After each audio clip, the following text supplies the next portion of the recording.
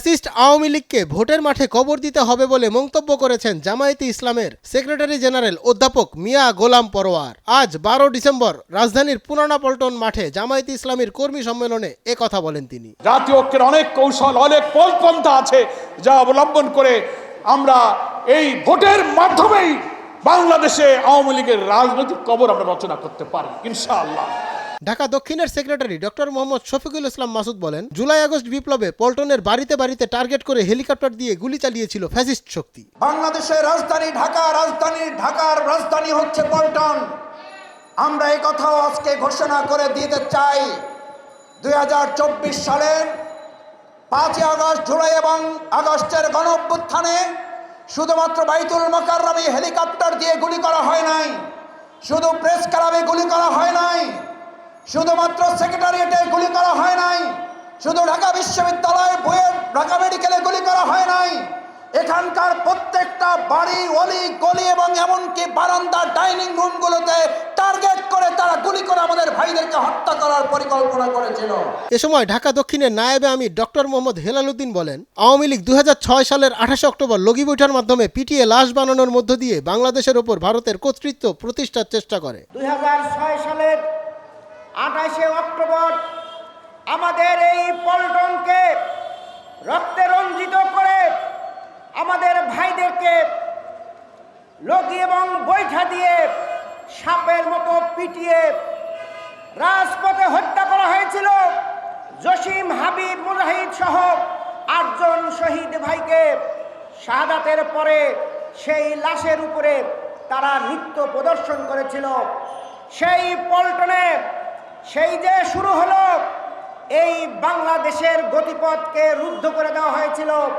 বাংলাদেশের গতি চলে গেল ভারতের দিকে এবং সেখান থেকে ফ্যাসিবাদের উত্থান।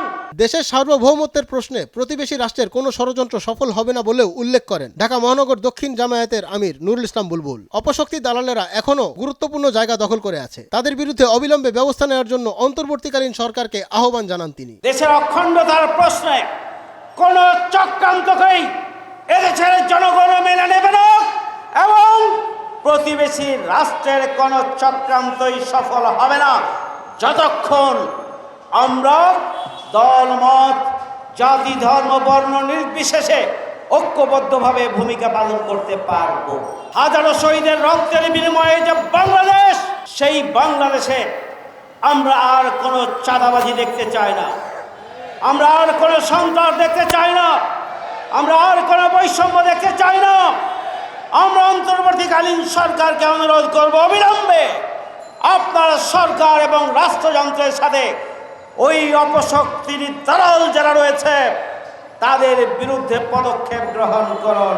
এখনো গুরুত্বপূর্ণ জায়গাগুলো তারা দখল করে আছে। প্রধান অতিথির বক্তব্যে বাংলাদেশ জামায়াতে ইসলামী সেক্রেটারি জেনারেল অধ্যাপক মিয়া গোলাম পরোয়ার বলেন, হাসিনা ছিল সকল জুলুম অত্যাচারের মাস্টারমাইন্ড। তিনি আব্দুল কাদের মোল্লার স্মৃতিচারণ করতে গিয়ে বলেন, আইন বদলিয়ে কাদের মোল্লার আইন বহির্ভূত ফাঁসি কার্যকর করা হয়েছে। ধিক্কার জানাই একটা দেশের প্রধানমন্ত্রী আইন বহির্ভূত একটি সমাবেশের প্রতি সমর্থন জানিয়ে কাদের মোল্লার যাবজ্জীবনকে বদলিয়ে ফাঁসি দেওয়ার জন্য সেই বিচারকে কয়েকদিন স্থগিত রেখে 1 সপ্তাহের ব্যবধানে পার্লামেন্টে আরেকটা আইন বানিয়ে প্রসিকিউশনকে ফাঁসি আদেশ দেওয়ার জন্য, সাজা বাড়াবার জন্য নতুন আইন তৈরি করে তারপর তাকে আপিল করে তাকে ফাঁসির ব্যবস্থা করা হয়েছে।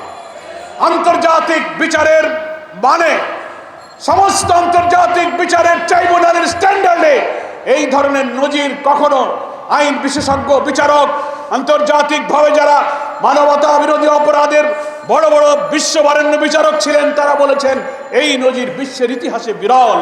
খুনের মাস্টারমাইন্ড শেখ হাসিনার বিচার হবে, তার সঙ্গী সাথী অপরাধী যারা হাজার হাজার ছাত্র জনতার জীবন কেড়ে নিয়েছে তাদের বিচার হবে।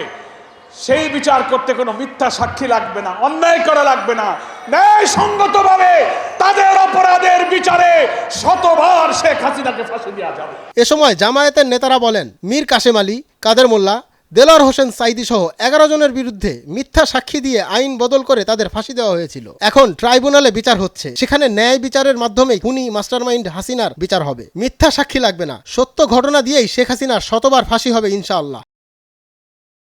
মঞ্জুর এ মাওলা, নয়া দিগন্ত।